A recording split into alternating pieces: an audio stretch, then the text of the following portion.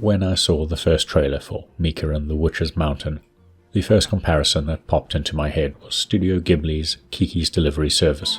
It was a comparison that immediately put a smile on my face, a smile that Mika and the Witch's Mountain managed to keep plastered there throughout.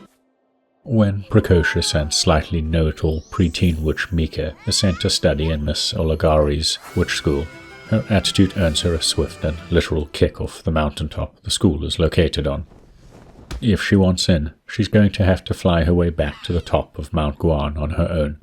With a broken broom and no clue what to do, Mika takes refuge in the town at the base. Needing money to fix her broom, it just so happens that Torilla Town needs a delivery person, and so begins Mika's greatest adventure that'll come with plenty of life lessons.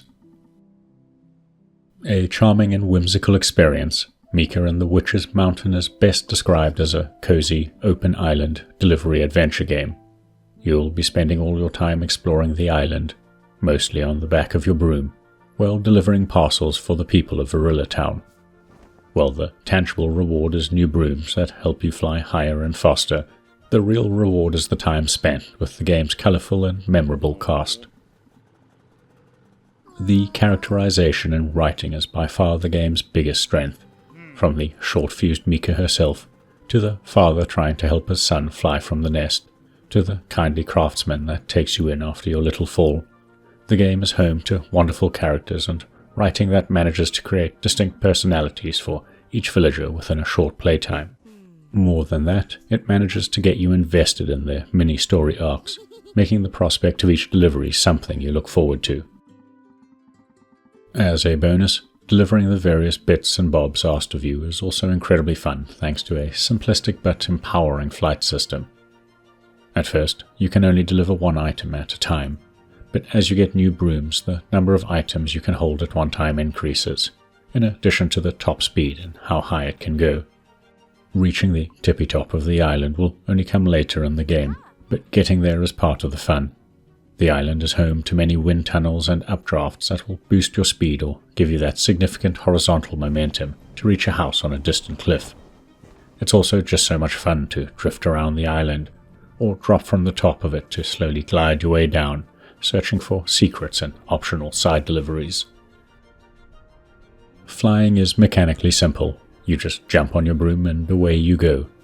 That said, without the little bump you can give yourself to increase your height every couple of seconds, you'll slowly drift to the ground or skim along the water's surface.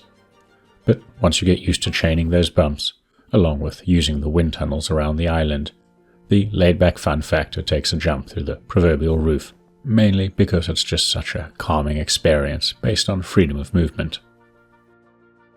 Parcels add some complexity to the mechanics, as each can take a certain amount of damage from various sources. Papers, for instance, are damaged by water, while electronics are susceptible to both water and being bumped around. A lot of that complexity is really surface level though, as the game is such a laid-back experience that you really have to go out of your way to damage a parcel. There are also no time limits on deliveries either, so you can take all the time in the world getting them to their destination. Mika and the Witch's Mountain also sports visuals that match its charm with a cute, stylized look, full of bright colors and fun character designs that are simple and expressive. Performance is, generally, great across the board, as the game isn't going to stress anyone's current or last-gen systems. However, I still had some frequent drops to the Xbox's dashboard despite playing this after launch.